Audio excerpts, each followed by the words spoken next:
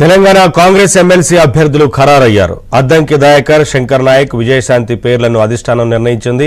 పొత్తులో భాగంగా ఒక స్థానాన్ని సిపిఐకి కేటాయించింది. సామాజిక పరంగా చూస్తే ఒక ఎస్సీ, ఒక ఎస్టీ, ఒక మహిళకు టికెట్ కేటాయించారు. గత కొంతకాలంగా క్రియాశీలక రాజకీయాల్లో లేని విజయశాంతికి టికెట్ దక్కడం చర్చనీయాంశంగా మారింది.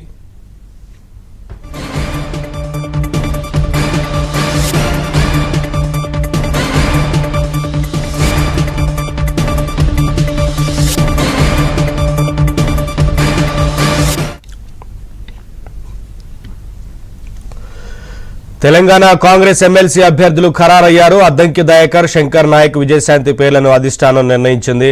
ఇదే అంశానికి సంబంధించి మరింత సమాచారం మా ఢిల్లీ కరెస్పాండెంట్ సతీష్ అందిస్తారు. సతీష్, నవీన్, తెలంగాణ కాంగ్రెస్ ఎమ్మెల్సీ అభ్యర్థులకు సంబంధించిన ప్రకటన కాసేపు ఏఐసీసీ అధికారికంగా ప్రకటించింది. ఇక ఎమ్మెల్యే కోటాలో మొత్తం 5 ఎమ్మెల్సీ ఖాళీ ఉండేది. కాంగ్రెస్ కు 4 ఎమ్మెల్సీ స్థానాలు రావాల్సిన నేపథ్యంలో ఒకటికి సిపిఐకి పొత్తులో భాగంగా ఒక సీట్ను వదిలేసినప్పుడు కూడా 3 అభ్యర్థులతోనే తాజాగా ఒక ప్రకటన చేశారు. మొదట మాల సామాజిక వర్గానికి సంబంధించి అద్దంకి దయాకర్ కు సీటు దక్కింది. అదేవిధంగా బీసీ సామాజిక వర్గం నుంచి విజయశాంతికి సీటు దక్కింది. ఇక ఎస్టీ సామాజిక వర్గం నుంచి శంకర్ నాయక్ కూడా పదవి దక్కింది. దాదాపు సిపిఐకి మరో టికెట్ ఆ ఒప్పందంలో భాగంగా మంజూరు చేయడం జరిగింది. ఇక ప్రధానంగా 3 సామాజిక వర్గాలను కూడా డిఫరెంట్ గా తీసుకున్నారు. రేపు నామినేషన్ చివరి తేదీ కావడంతో కాసేపటి క్రితమే ఈ రోజంతా కూడా కాంగ్రెస్ తెలంగాణ నేతలతో సమావేశం నిర్వహించారు. సమావేశంలో కీలకంగా ఈ నిర్ణయం తీసుకున్న అనంతరం కూడా అధికారికంగా ఒక ఖర్గే దగ్గర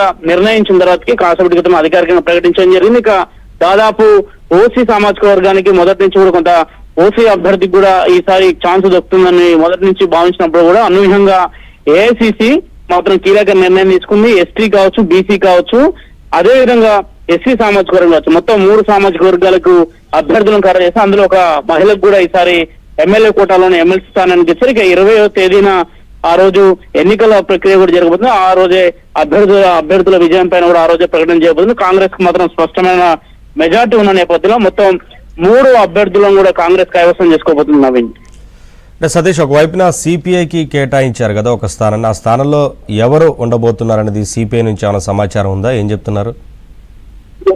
సిపిఐ నుంచి గెలిచిన ఎమ్మెల్యేతో పాటు ఆ పార్టీకి సంబంధించిన నేతలు కూడా ఇటీవల గాంధీ భవన్ కు వెళ్లి నేరుగా మహేష్ కుమార్ గౌడ్ తో సమావేశం అయ్యారు. పొత్తులో భాగంగా గతంలో రాహుల్ గాంధీ ముందు కూడా చర్చ అయిన సందర్భంలో ఒక ఎమ్మెల్యేతో పాటు 2 ఎమ్మెల్సీ స్థానాలను కూడా తమ కేటాయిస్తామని హామీ ఇచ్చిన నేపథ్యంలో ఇటీవల వారంతా కూడా రాహుల్ గాంధీతో ఫోన్ లో మాట్లాడిన సందర్భంలో కూడా పొత్తులో భాగంగా మొదటి దఫాలో ఒక ఎమ్మెల్సీని, 2వ దఫాలో ఇంకో ఎమ్మెల్సీని కూడా తమకు ఇవ్వాల్సిన నేపథ్యంలో తాజాగా వారికి కూడా ఒక అభ్యర్థికి సంబంధించి వారికి కూడా అవకాశం ఇచ్చారు. అయితే ఎవరు తెర మీద ఉంటారో ఆ పార్టీకి సంబంధించిన సీనియర్ నేతలలో ఉన్నవారు ఎవరు ఉంటే ఏ సామాజిక వర్గానికి సిపిఐ వారికి ఆ టికెట్ కేటాయిస్తున్న దానిపైన ఇంకా స్పష్టత రావాల్సింది. రేపే నామినేషన్ చివరి తేదీ కాబట్టి ఈ రోజే కాంగ్రెస్ పార్టీ మొదట అభ్యర్థులను డిసైడ్ చేసినట్టు ఖచ్చితంగా ఈ రాత్రికే సిపిఐ అభ్యర్థి ఎవరనేది కూడా తెలిసే అవకాశాలు కూడా కనిపిస్తున్నాయి. నవీన్, ఏంటంటే గతం నుంచి విజయశాంతి ఇప్పటివరకు క్రియాశీలక రాజకీయాలకు కొంత దూరంగా కనిపిస్తున్నారు కదా ఈ మధ్య కాలంలో. అయినప్పటికీ ఆ సీటు కేటాయించడం పట్ల ఏం జరిగిందనుకోవచ్చు? పార్టీలో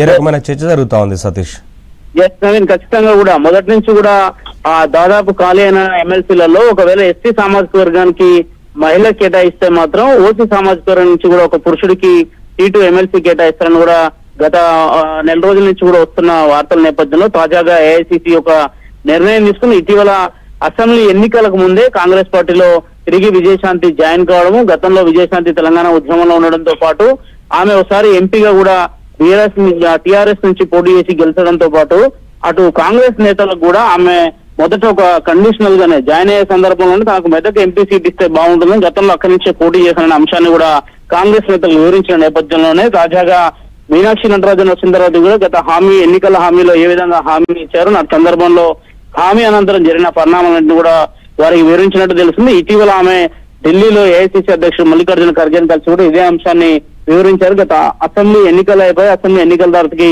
ప్రభుత్వం ఏర్పడింది. ప్రభుత్వం ఏర్పడిన తర్వాత మెదక్ లోక్సభ స్థానానికి సంబంధించిన అంశంలో కూడా తనకు మెదక్ సీట్ ఇవ్వలేదనే అంశాన్ని కూడా ఖర్గే దృష్టికి తీసుకెళ్లిన నేపథ్యంలోనే అనూహ్యంగా ఏఐసిసి కూడా ఈ పరిణామాల్లో భాగంగా ఆమెను ఒక మహిళకు కూడా ఛాన్స్ ఇస్తే బాగుంటుంది. అందులో విజయశాంతి పార్టీకి ఎన్నికల ముందు రావడం, ఆమె అనేక వేదికల మీద కూడా కాంగ్రెస్ పార్టీకి ఓటేయాలని విజ్ఞప్తి చేస్తున్న నేపథ్యంలో తాజాగా ఆమెకు కూడా మహిళా కోటాలో సీటు కేటాయించినట్టు చూస్తే అయితే కాంగ్రెస్ నేతలు మొత్తం దీనిపైన ఇప్పటివరకు ఎవరు స్పందించలేదు. ఎందుకంటే మొదటి నుంచి కూడా ఆమెకు రేవంత్ రెడ్డి కూడా గతంలో అనేక వేదికల మీద మాట్లాడుతూ కూడా కాంగ్రెస్ పార్టీ అధికారంలో రాగానే విజయశాంతికి మంచి అవకాశం కల్పిస్తామని చెప్తూ వచ్చిన నేపథ్యంలో తాజాగా ఏఐసీసీ నిర్ణయం తీసుకున్నట్టు కూడా తెలుస్తుంది. Naveen, thank you Satish, thanks for the updates. Congress party ఇప్పటికే అభ్యర్థులను ప్రకటించింది ఎమ్మెల్సీ స్థానాలకు సంబంధించి.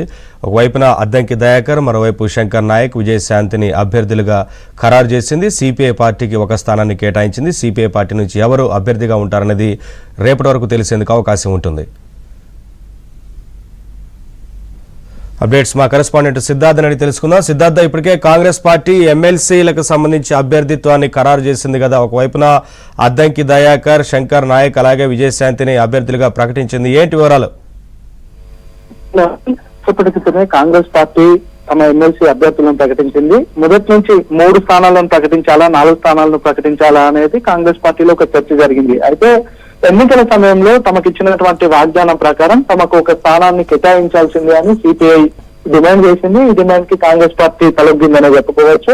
ఇటు రాహుల్ గాంధీకి కూడా ఆ పార్టీకి సంబంధించినటువంటి నేషనల్ జనరల్ సెక్రటరీ మాట్లాడి తమకు ఇవ్వాల్సినటువంటి ఎమ్మెల్సీ స్థానాన్ని ఇప్పుడు ఉన్నటువంటి సందర్భంలో ఇస్తే బాగుంటుందని కన్వే చేశారు. అదే విషయాన్ని రాహుల్ గాంధీ ఇక్కడ ఉన్నటువంటి తెలంగాణ కాంగ్రెస్ నేతలకు చెప్పడంతో ఒక స్థానాన్ని సిపిఐకి కేటాయించారు. ఇక మిగతా 3 స్థానాల్లో ఒకటి ఎస్సీకి, ఒకటి ఎస్టీకి, ఒకటి బీసీకి అవకాశం ఇచ్చారు. కాంగ్రెస్ పార్టీ ఏది అనౌన్స్ చేసినా అప్పర్ కాస్ట్ కి, ముఖ్యంగా రెడ్లకు అవకాశం ఇస్తుంది అనే ఒక విమర్శ ఉంది. ఆ విమర్శ నుంచి బయటపడడానికి కాంగ్రెస్ పార్టీ ఒక కొత్త ఒరవడికి శ్రీకారం చుట్టిందని చెప్పుకోవచ్చు. దాంతో పాటు ఇప్పుడున్నటువంటి పరిస్థితుల్లో ఇటు రాహుల్ గాంధీ గాని, స్టేట్ కాంగ్రెస్ గాని ఒక లైన్ ని విస్తృతంగా తీసుకువెళ్తున్నారు. ఎస్సీ, ఎస్టీ, బీసీ, మైనార్టీ అని, లేదంటే సామాజిక న్యాయం అని, సామాజిక సమతుల్యత అని, ఇట్లాంటి విషయాలన్నింటినీ డిస్కస్ చేస్తున్నటువంటి సందర్భంలో రెడ్లను పూర్తిగా పక్కకి పెట్టి ఒక ఎస్సీకి, ఒక ఎస్టీకి, ఒక బీసీకి టికెట్ ఇవ్వడం, అందులో ఒక మహిళను చూస్ చేసుకోవడం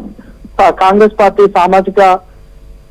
చెప్తున్నటువంటి సామాజిక న్యాయానికి, లేదంటే సామాజిక సమీకరణాలకి, మొత్తానికి సోషల్ జస్టిస్ కి కట్టుబడి ఉంది అనే విషయాన్ని ప్రజల్లోకి తీసుకువెళ్లాలని కాంగ్రెస్ భావించింది. దీంట్లో భాగంగానే ఇటు అద్దంకి దయాకర్ కి, శంకర్ నాయక్ కి, విజయశాంతికి అవకాశం వచ్చింది. అద్దంకి దయాకర్ విషయంలో మొదటి నుంచి ఆయనను చాలా రోజుల నుంచి ఎమ్మెల్యే టికెట్ వస్తుందని అనుకున్నారు, అది రాలేకపోయింది. తర్వాత ఎంపీగా ఆయనకు అవకాశం వస్తుంది, అది రాలేకపోయింది. గతంలో కాంగ్రెస్ పార్టీ ఇచ్చినటువంటి ఎమ్మెల్సీ అవకాశాల్లో కూడా ఆయనకు చివరి వరకు వచ్చి చివరికి ఆయన పేరెంట్ కాదని వేరే వాళ్ళకి ఇచ్చినటువంటి సందర్భం కూడా ఉంది. ఈ సందర్భంలో అద్దంకి దయాకర్ కి ఇవ్వడం, అద్దంకి దయాకర్ కు ఉన్నటువంటి అభిమానులకే కాకుండా ఆయన తెలంగాణ మూవ్మెంట్ లో చాలా క్రియాశీలకమైన పాత్రను పోషించాడు. చాలా మంది జనరల్ పీపుల్ కూడా, లేదంటే ఈ సామాజిక ఉద్యమాలతోని అసోసియేషన్ ఉన్నటువంటి వాళ్ళు కానీ, కుల సంఘాలతోని అసోసియేషన్ ఉన్నటువంటి వాళ్ళు కానీ అద్దంకి దయాకర్ కి ఇంకా ఇప్పటికైనా ఇస్తారా, ఈసారి కూడా మొండి చేయ చూపిస్తారా అనే విషయాన్ని కూడా చాలా మంది మాట్లాడినటువంటి నేపథ్యం ఉంది. ఈ సందర్భంలో అద్దంకి దయాకర్ కి కాంగ్రెస్ పార్టీకి పాజిటివ్ మార్క్ అనే చెప్పుకోవచ్చు. ఇక శంకర్ నాయక్ కి సంబంధించి శంకర్ నాయక్ పేరుని అక్కడ ప్రస్తుతమైన డీసీసీగా పనిచేస్తున్నాడు. గతంలో ఆయనకు ఎమ్మెల్యే స్థానం కోసం అవకాశము ఇద్దామని కాంగ్రెస్ పార్టీ భావించినా అప్పుడున్నటువంటి పరిస్థితుల్లో ఆయనకు ఇవ్వలేకపోయారు.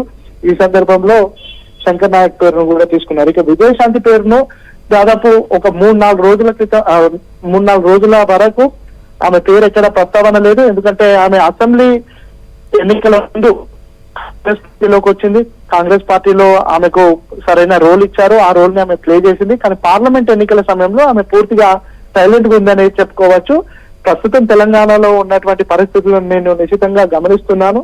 గమనించిన తర్వాత నా వాయిస్ నేను వినిపిస్తానని విజయశాంతి చెప్పినటువంటి సందర్భం కూడా ఉంది. ఇప్పుడున్నటువంటి పరిస్థితుల్లో ఇటు మండలిలో ఆల్రెడీ ఎమ్మెల్సీగా కవిత ఉంది. కాంగ్రెస్ పార్టీ నుంచి ఎవరు మహిళలు లేకపోవడం, దాంతో పాటు కాంగ్రెస్ పార్టీలో ఆమె ఇటీవల కవిత బీసీ వాదాన్ని ఎత్తుకోవడం కానీ, మండలిలో బీసీల కోసం నేను నా వాయిస్ ను వినిపిస్తా అని చెప్పడం కానీ, లేదంటే ఈ కులగణనకు సంబంధించినటువంటి అంశంలో బీసీల తరపున నేను ప్రశ్నిస్తానని చెప్పడం కానీ, ఇట్లాంటి టెండెన్సీ కొనసాగుతుంది. ఈ విషయంలో కవితకు మండలిలో కౌంటర్ ఇచ్చేందుకు ఒక మహిళ అయితే బాగుంటుంది, అందులో బీసీ మహిళ అయితే బాగుంటుందని కాంగ్రెస్ భావించింది. దాంట్లో భాగంగానే విజయశాంతిని సెలెక్ట్ చేసింది. విజయశాంతికి కవిత కంటే సీనియర్ అని చెప్పుకోవచ్చు. ముఖ్యంగా పాలిటిషియన్స్ కాకుండా తెలంగాణ మూవ్మెంట్ లో కూడా కేసీఆర్ ఉన్నప్పటి నుంచి విజయశాంతి ఉంది, కవిత చాలా లేట్ గా తెలంగాణ మూవ్మెంట్ లోకి వచ్చిందని చెప్పుకోవచ్చు. ఈ సందర్భంలో కవిత ఏం మాట్లాడినా విజయశాంతి దానికి కౌంటర్ గా మాట్లాడితే చాలా వ్యాలిడ్ గా చాలా క్రెడిబుల్ గా ఉంటుందని కాంగ్రెస్ పార్టీ భావించుంటుంది. అందుకోసమే విజయశాంతిని కూడా సెలెక్ట్ చేసి ఉంటుంది. మొత్తానికైతే ఈ ముగ్గురు పేర్ల పట్ల కాంగ్రెస్ శ్రేణుల్లో కూడా ఒక ఈ సోషల్ జస్టిస్ ని పాటించడం గాని, లేదంటే కాంగ్రెస్ లో అర్హులైన వారికే ఎమ్మెల్సీ స్థానాలు ఇచ్చినామనే సంకేతాన్ని అయితే కాంగ్రెస్ పార్టీ ఇచ్చిందని చెప్పుకోవచ్చు. ఇటు కాంగ్రెస్ పార్టీకి సంబంధించినటువంటి మిగతా నాయకులు గాని కార్యకర్తలు గాని ఇదే ఒపీనియన్ ఎక్స్ప్రెస్ చేస్తున్నారు. గతంలో అధికారంలో ఉన్నటువంటి పార్టీ ఎమ్మెల్సీని ఇచ్చేటువంటి సందర్భంలో కార్పొరేట్ అంటే డబ్బులు పార్టీకి ఫండింగ్ ఇచ్చినటువంటి వాళ్ళకి ఎమ్మెల్సీలు ఇవ్వడము, లేదంటే ఆ పార్టీకి సంబంధించినటువంటి ముఖ్యమైన నాయకుల బంధువులకు ఎమ్మెల్సీ అవకాశం ఇవ్వడము, ఇట్లాంటి పద్ధతి కొనసాగేది. కానీ కాంగ్రెస్ లో ఇప్పుడున్నటువంటి పరిస్థితుల్లో ముఖ్యంగా రాహుల్ ఇప్పుడు ఓల్డ్ కాంగ్రెస్, పాత కాంగ్రెస్, కొత్త కాంగ్రెస్ అనే ఒక డివిజన్ వచ్చినటువంటి సందర్భంలో ఈ విధంగా ఈ సోషల్ జస్టిస్ ను పాటించడము, దాంతో పాటు పార్టీ కోసం పనిచేసినటువంటి ఇటు అద్దంకి దయాకర్ దాదాపు ఆ పార్టీకి మౌత్ పీస్ గా చలమణి అయ్యిందని చెప్పుకోవచ్చు. చాలా డిబేట్లు గాని, లేదంటే పార్టీ వాయిస్ వినిపించాల్సినటువంటి సందర్భంలో వినిపించడం గాని, దాంతో పాటు టికెట్ ఇవ్వనటువంటి సందర్భంలో కూడా ఆయనకు ఎంత బాధ ఉన్నా దాన్ని దిగమింగుకొని పార్టీకి లాయల్ గా ఉండడం కానీ వీటన్నిటిని పరిగణలోకి తీసుకొని ఉంటారు. ఇటు శంకర్ నాయక్ విషయంలో కూడా పార్టీకి ఆయన చేసినటువంటి సేవలు కానీ, పార్టీకి డిసిసి ప్రెసిడెంట్ గా ఆయన చేసినటువంటి సర్వీస్ కానీ వీటన్నిటిని పరిగణలోకి తీసుకొని ఉండవచ్చు. ఇక విజయశాంతికి సంబంధించి ఆమె తెలంగాణ మూవ్మెంట్ లో ఆమెకి ఒక క్రియాశీలకమైన పాత్ర అని చెప్పుకోవచ్చు. దాంతో పాటు ఇటు ఒక ఫిలిం ఎక్స్పోజర్ కూడా ఆమెకు ఉంది. తెలంగాణ కాంగ్రెస్ పార్టీలో ఇప్పుడు అట్లాంటి ఎక్స్పోజర్ లేదనే చెప్పుకోవచ్చు. గతంలో కాంగ్రెస్ పార్టీలో కొంతమంది సినిమా స్టార్స్ కానీ, సినిమాలతోని అసోసియేషన్ ఉన్నటువంటి వాళ్ళు కానీ ఆ సినీ గ్లామర్ ఉండేది.